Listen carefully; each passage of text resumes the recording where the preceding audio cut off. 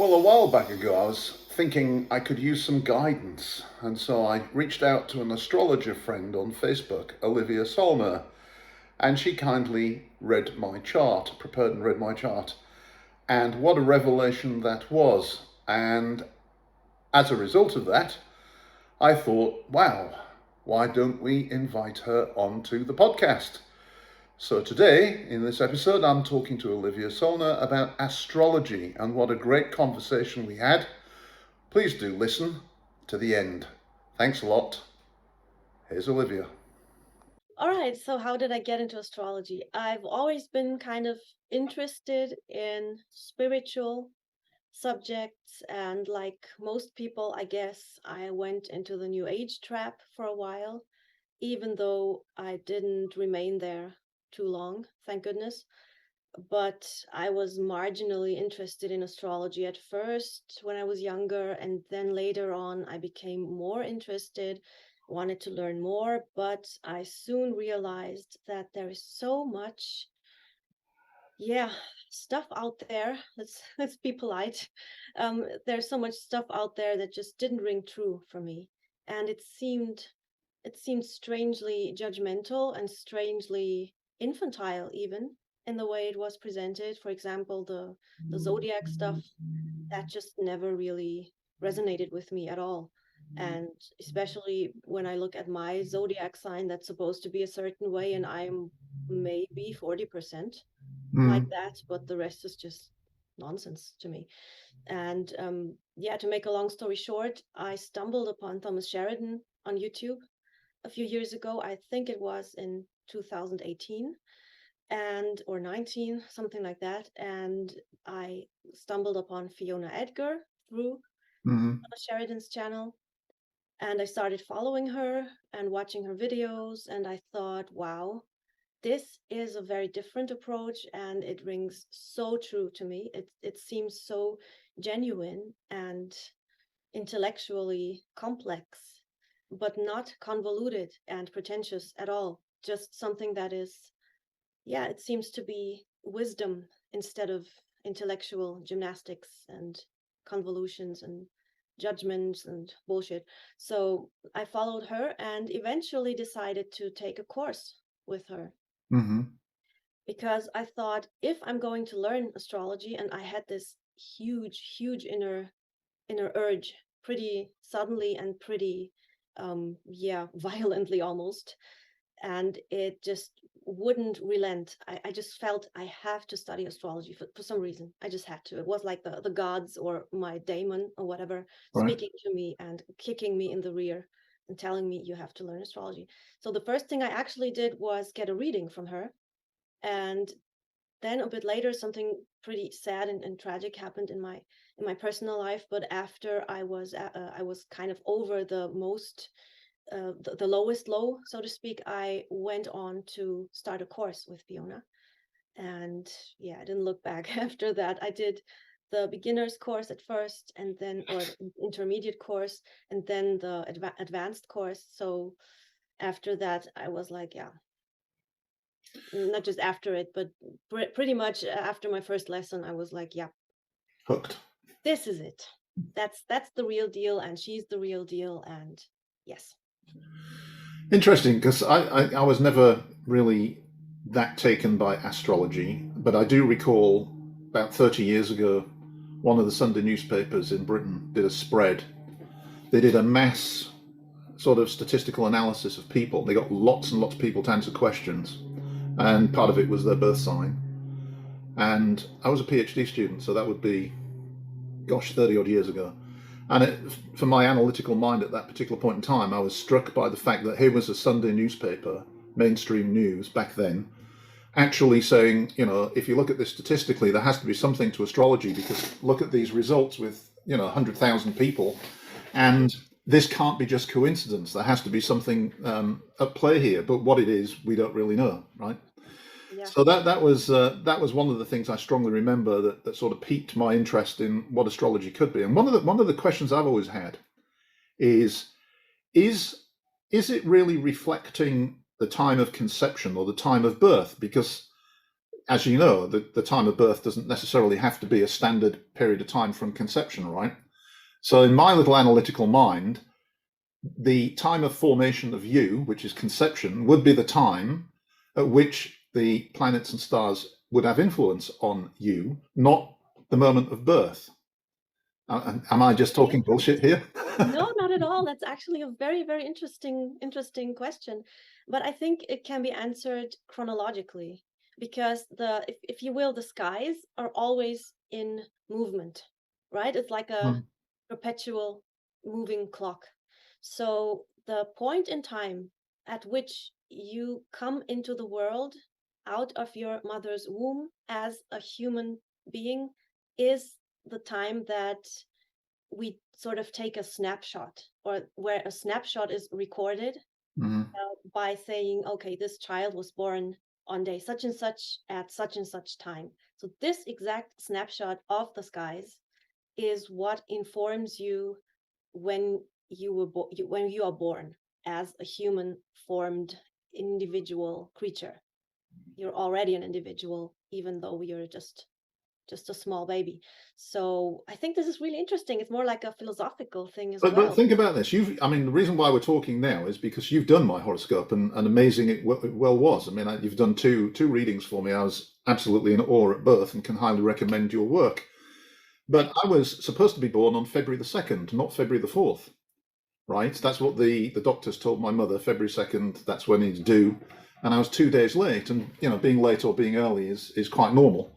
So you. how does that really play with astrology? Well, you were born on this day, so therefore the snapshot in the sky is the one that is relevant to you. And you could go further back and say, okay, before you've incarnated, what went on. And if Yeah. you believe in previous lives, which I absolutely do, I have zero doubt about that. You can actually kind of delineate the time where the new incarnation is being prepared, so to speak. There is actually a method that I Mhm. learned from Fiona, but it's really the time that you are born into this plane, that you Right. go through that birth tunnel and see the light of the world. That is the moment where your birth chart is informing you. Now, I was due a few hours before I was actually born, which would have given me an ascendant that I would actually prefer. but but such is life. So there were some complications, whatever, nothing big, but I just came into the world like 2 hours later than I personally had intended. Yeah. So I could say, well, I was due at that time, so that would actually be my legitimate birth time. No, that's not how astrology works. It just works in the moment where you were born. That is your snapshot. And from then on, of course, the skies keep moving. So there we have the predictive stuff, the transits and solar returns and whatnot. But the snapshot when you were born shows you your cosmic imprint, if you will. Hmm. And this is not something that I think should be viewed as fatalistic or totally deterministic whatsoever. It simply shows you, just think of a metal that has different admixtures of different metals mixed together, and they Hmm. create some unique thing, a unique admixture. That's basically you as a human being with a different admixture of different ingredients that the stars give you. But that doesn't mean that they will play you like a puppet. Some people, some skeptics say, well, even if astrology were accurate, which they don't believe anyway, but even if that were accurate, wouldn't that make you the puppet of the universe, so to speak? And I'm like, no, absolutely not. You were endowed with free will. The gods have given you free will and have given you a potential for learning.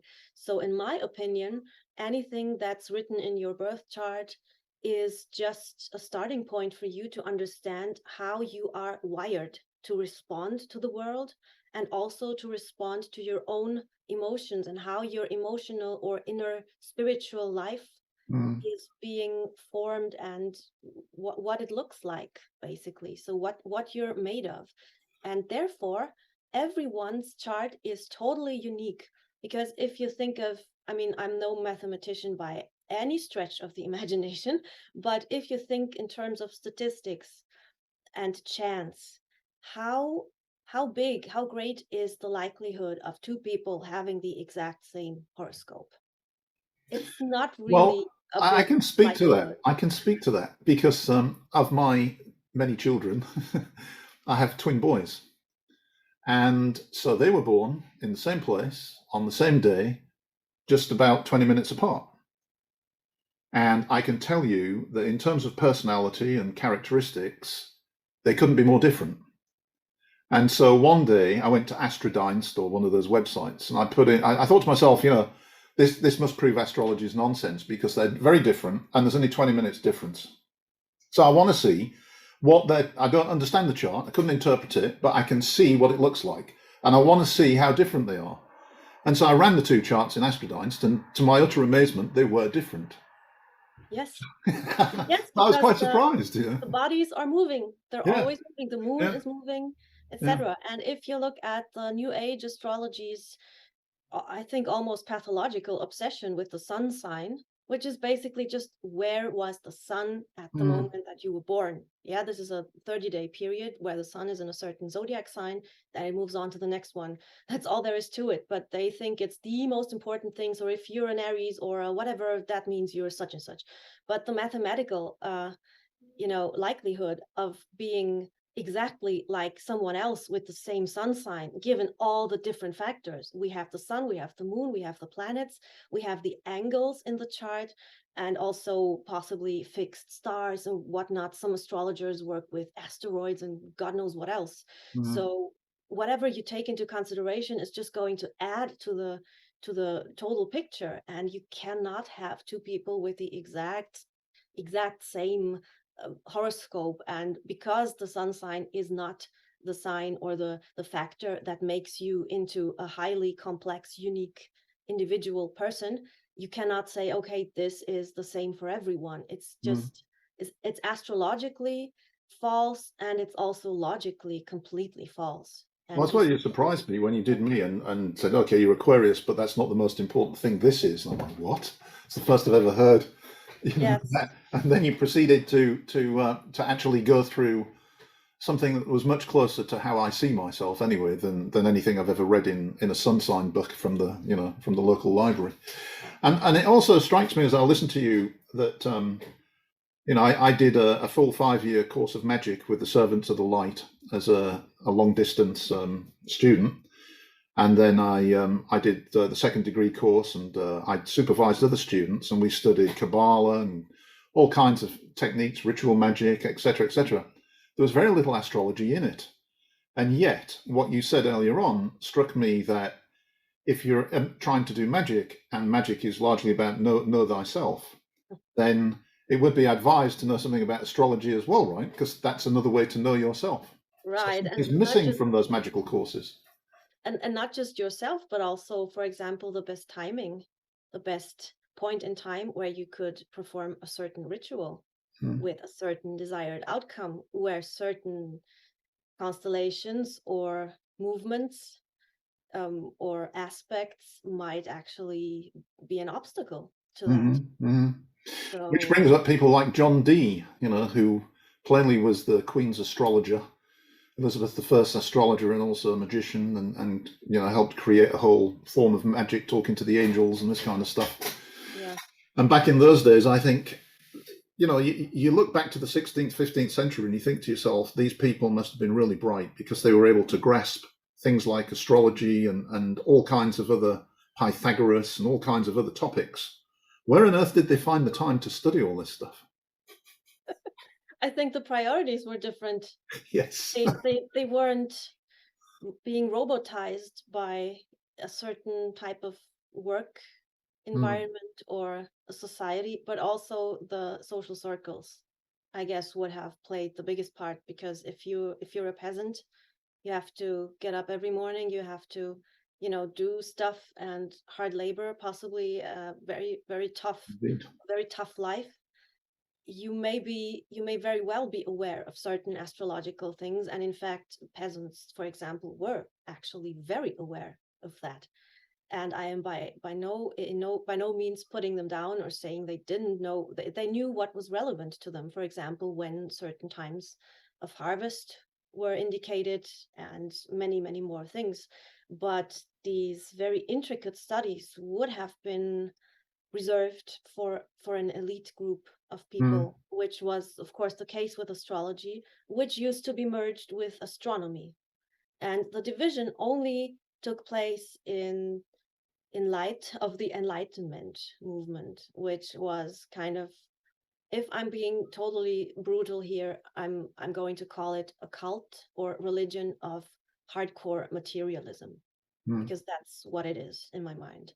Yeah, And they did throw the baby out with the bathwater in many, many cases. They Some of the intentions were actually very good of course. Yeah, in of course. I order mean, to yeah. eliminate irrationality. I mean, what's not good about that? But the way it was done was just, Well, the objective was to conduct impartial science, and impartial science, a particular methodology is to deconstruct something, take it apart to understand it, and it doesn't really allow for paranormal or doesn't allow for a spiritual side at all.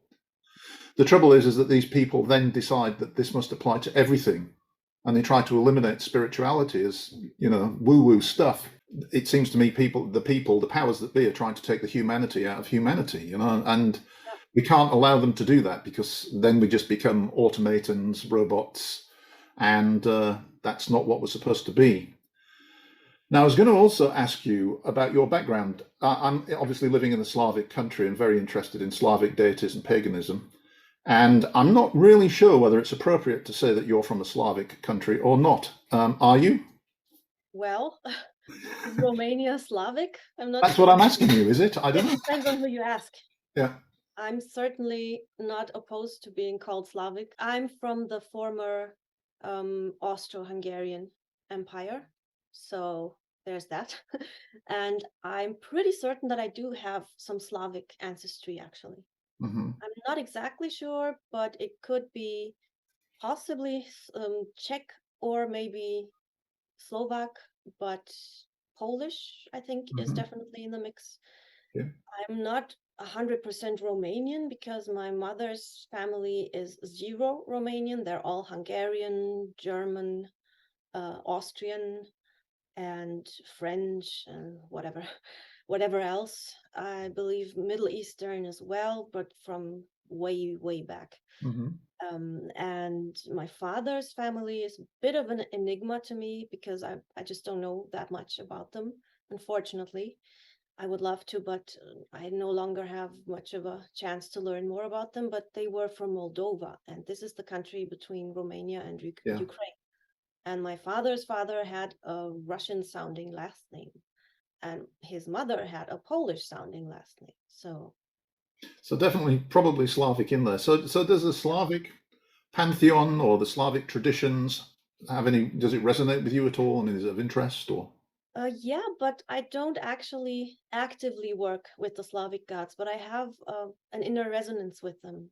I do love them, even though I'm not working with them consciously, but they're in my heart for sure. Yes. Yes, absolutely. yeah, I'm deeply interested. I don't know whether I must have lived a past life here or something. In fact, I'm pretty sure I did. Yeah. Have you sort of any other magical interests or background other than astrology? You said you're interested in spiritual things. Do you have any? Have you seen ghosts? Do you see ghosts? That kind of thing? I don't see ghosts and I unfortunately don't see auras or stuff like that, but I see them in a way, but I don't see colors or something. I've always had this pretty uncanny intuition about people or premonitions as well, prophetic dreams. And I've been working with the tarot for many years, just private. I have no intention of doing readings at this point for other people, but I do this. I use the tarot for myself, and it brings me much clarity.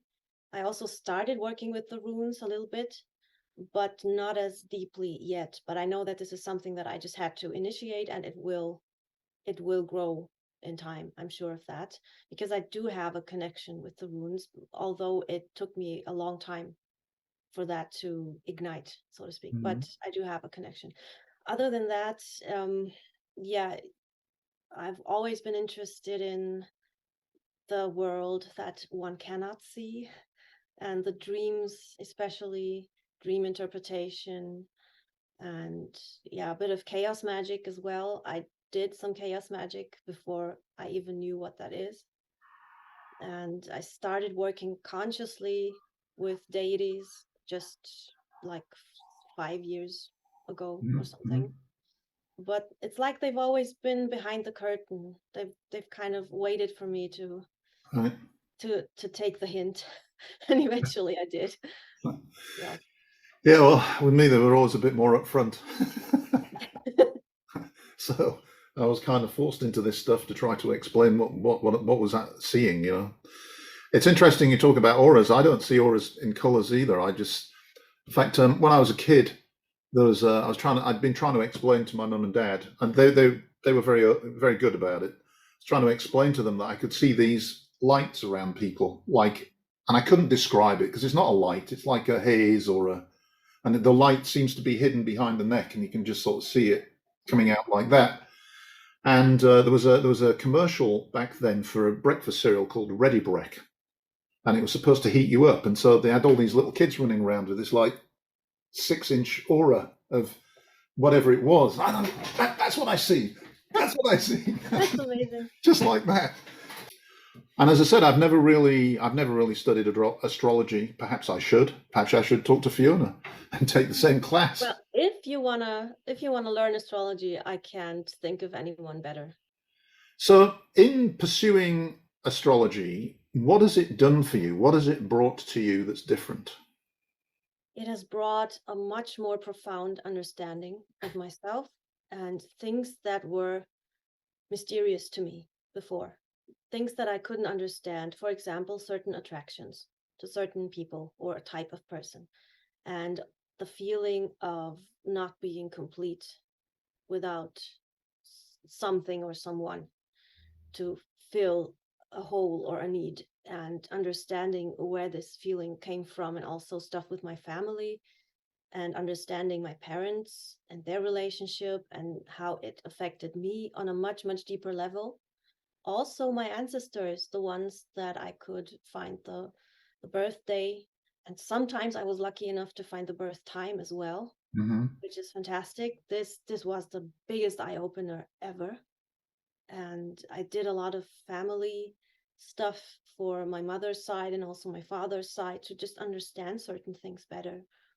And I can say that astrology has helped me also realize why I was obsessed with certain things or a certain path that I was on before.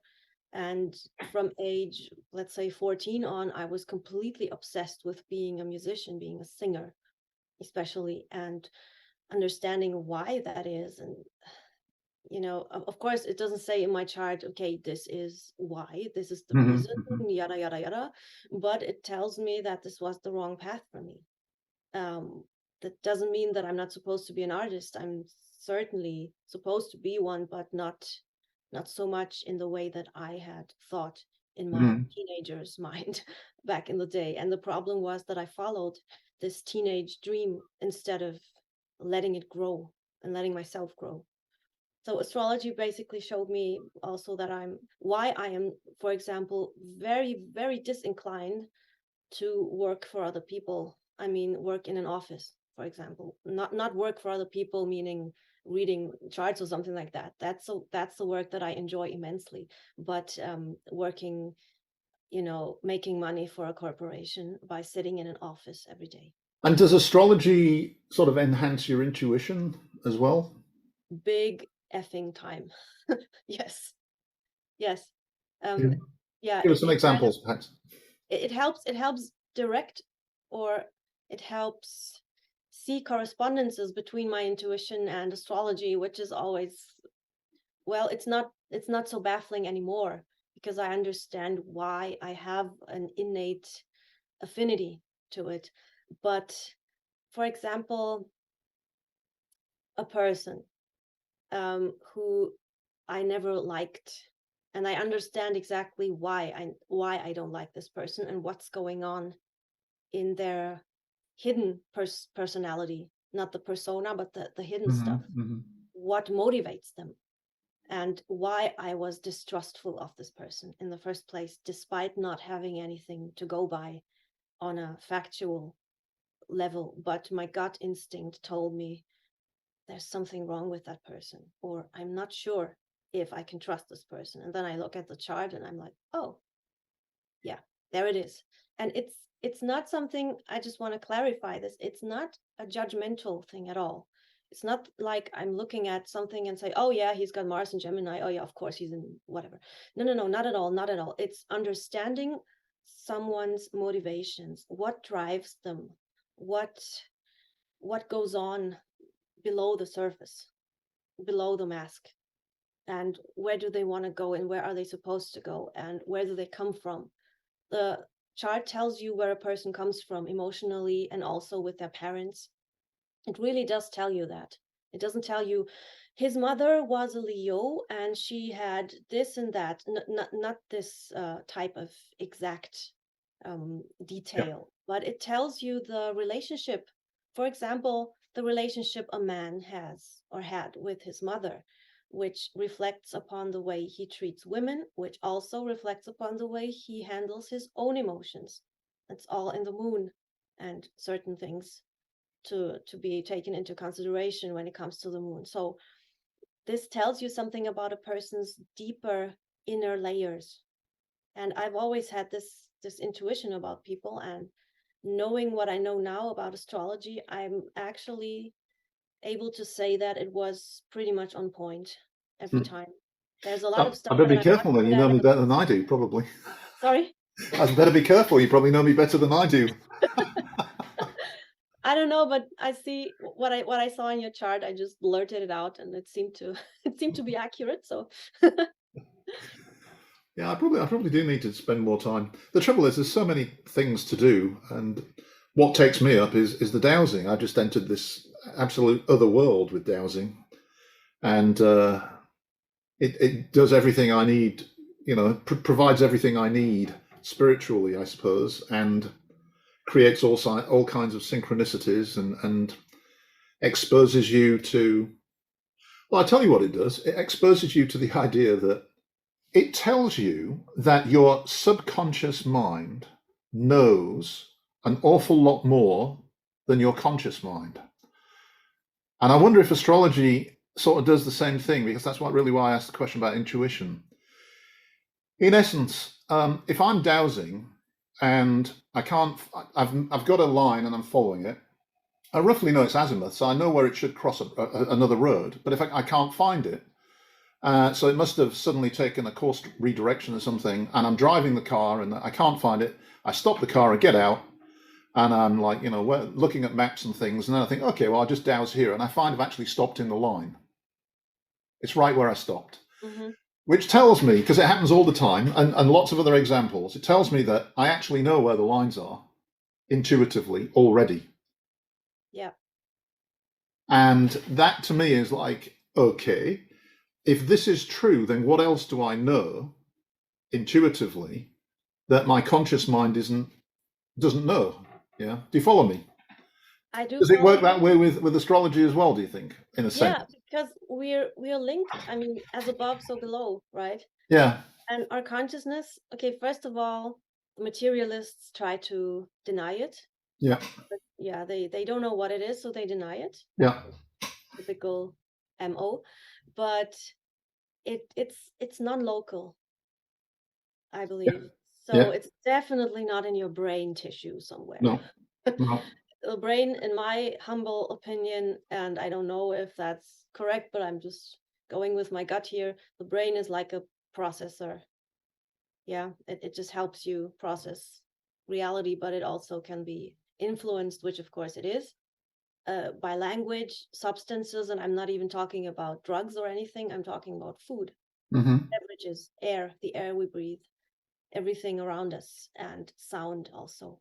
mm-hmm, And I could get into this, for hours, like how they try to cut us off from our intuition, how they devalue music, for example, and mm-hmm, make it into some disgusting, vulgar display, and how they basically do anything in their power to cut us off from Mhm. this non-localized but all-encompassing Yes, couldn't consciousness. agree more. Absolutely right. That's what I think too.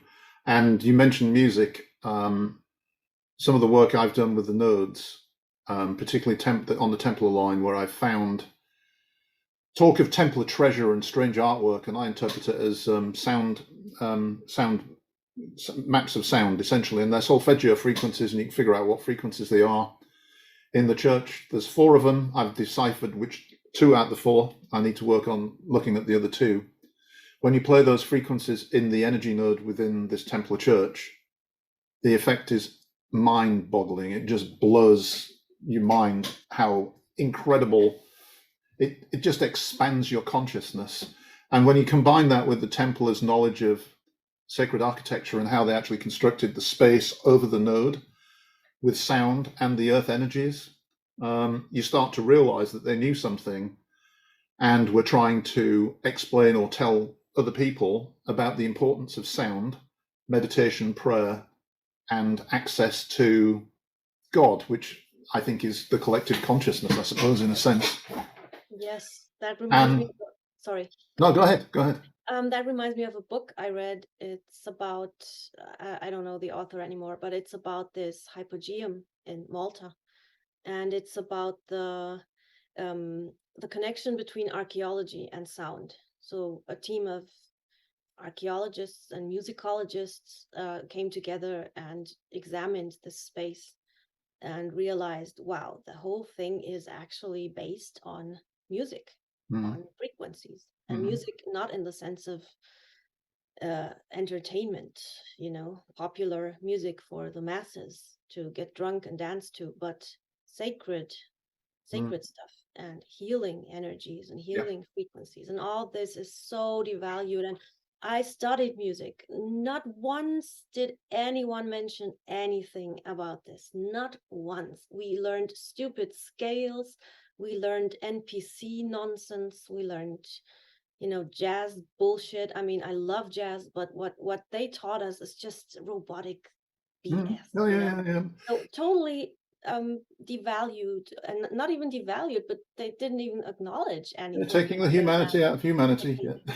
Yes. So I believe that also structures on earth like megaliths, and I mean the pyramids in Egypt are probably maybe the most prominent example that comes to mind when it comes to mirroring constellations, for example, or you know certain directions that certain monuments pointed towards or were Yeah. aligned in, and all kinds of stuff. It's just a mirror of the as above so below. Yeah, Well, that's I let me tell you this. When I find a node on two major energy lines where they cross, and we think they are sound lines, ultra low frequency sounds from the earth itself, the first thing that always tells me I have found a node, other than the fact I can feel the energy as like an electricity, is butterflies everywhere, even in December, January, butterflies.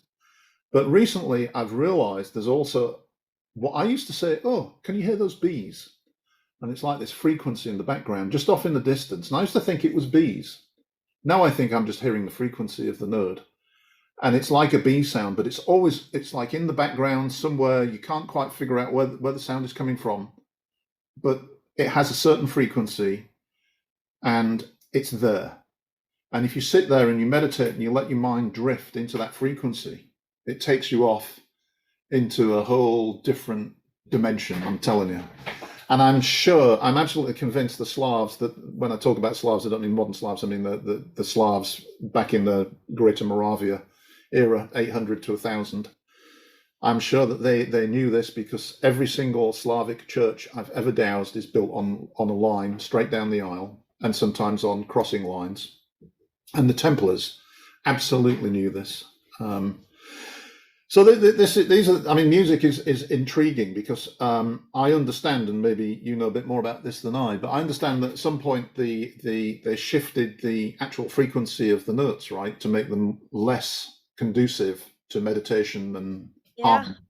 to be quite honest with you, I'm not sure how much veracity there is to this. You don't It's know? basically the um how do you call this? I don't know. The German term is the chamber note. I don't know how you Mhm. call this in English, but this is the frequency of the note A Yeah. in a certain octave, in the middle octave, if you will. So this frequency used to be 432 at some Mhm. point, but it was shifted to 440. And yeah, the truther community is, in cahoots about that because, oh, 440 hertz, it's more stressful. And honestly, I don't know. You know, I mean, really, you're gonna tune everything down and then say, oh, this is more relaxing or something?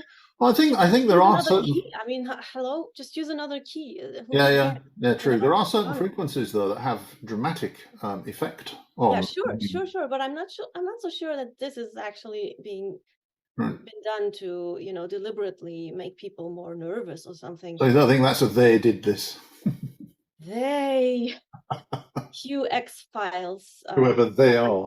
Yeah, no, I'm really not sure. And the in my mind, the dumbest thing I've ever seen is those YouTube videos where they actually use often an MP3 recording, which is compressed and anyway, so they use some recording and just artificially shift it down to 432 hertz. So this is basically nothing. You take a compressed piece of music and shift it down. And this is supposed to have some healing effect. Honestly, no, I don't think so. You would have to, if anything, record something in that frequency, in that Right. tuning.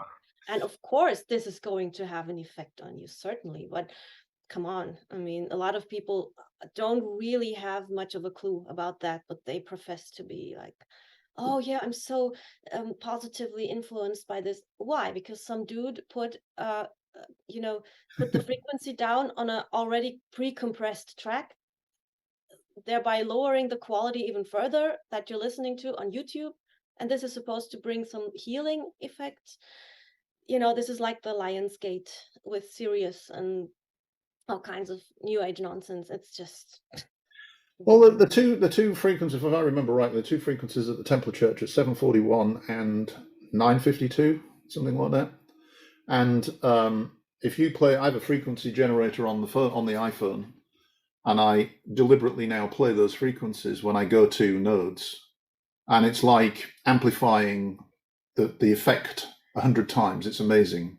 Yes, because So every room has its own frequency. You can even try this at home in your doesn't own work quite the device. same way. I think it's something to do with the earth energies themselves, because as I say, we do think that the earth energies are low frequency sound waves, and they come from Yeah. the the earth because it's got inner and outer core that's solid and non-solid.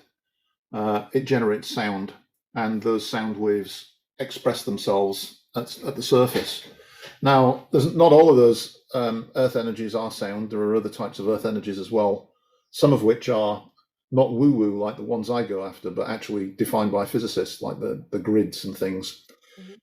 And that gets you all into the area of house healing and all that stuff, which is also a fascinating area. And this is the problem, you know. The more I talk to people, particularly on this podcast, the more I think, God, I should do a bit more studying there. I should do a bit more, and there isn't enough time, right? I know. I have so many books that I want to get into, Oh, so don't much talk to me stuff, about and books.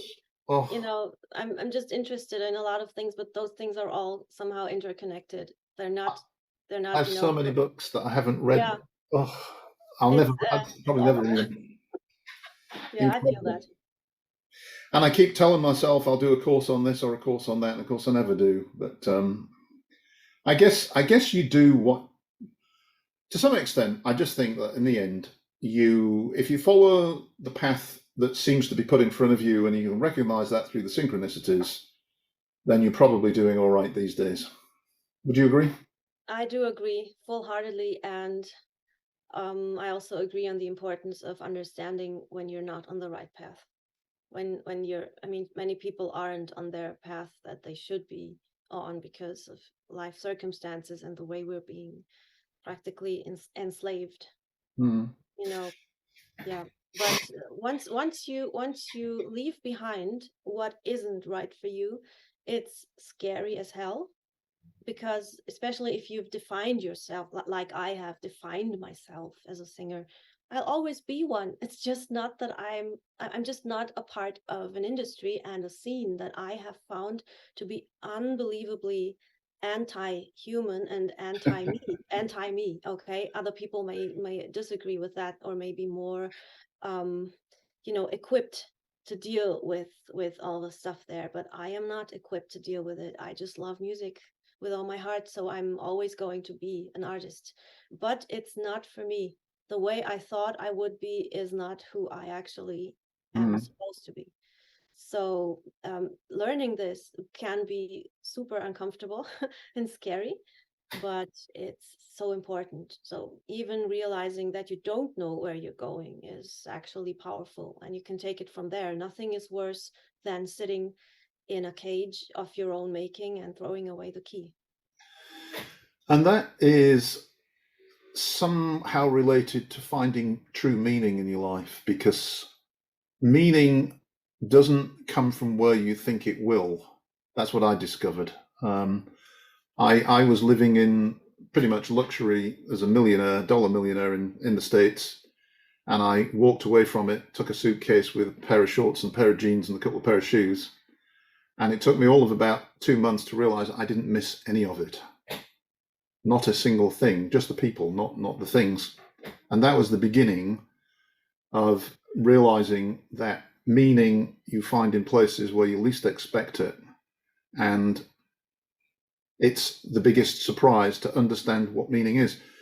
My daughter this morning was asking me about making decisions, and I just said to her, "Look, you'll never make a bad decision in reality, because once you make a decision, it puts you on a path, and that's a learning experience, and you'll learn something from it, and you'll make other decisions, and eventually all of those decisions turn into your life path. What you've got to do is make a decision and then try to feel whether it's the right decision and you're on the right path, or whether you need to change something." And actually, I think she understood it, which is maybe she didn't, but I think she did, and I was quite pleased about that. And yes, I couldn't agree more. And even if you've spent a long time on a path and you eventually find that, oops, it's not the right one for me, maybe it was the right one because it helped shape you. And maybe through all the friction and frustration and obstacles, and I mean, friction generates energy, right? So Mhm. I'm not sure you can make a bad decision except one that involves self harm. yeah, I think every or decision you make, so long as it's not done with self harm or self destruction in mind, and it's done consciously, is always going to take you in a direction that you're going to learn something from. And the whole point of having a life is to learn who you are and what you are, and that's why I think astrology is intriguing, because it's a good way to start to answer some of those questions. sure, and it can show you your life path. And again, this isn't fatalistic or deterministic. You have to go Mhm. there or else. But it will show you a way to get more in tune with your nature and with your, I don't know, with your soul's intent or something like that. The soul is longing for something. For some people, it is the stage. For some people, it is public acclaim or being a leader or being, I don't know, George Michael, who gives so much gave so much joy and inspiration through his music, or any other artist in any other field, or any scientist or whatever.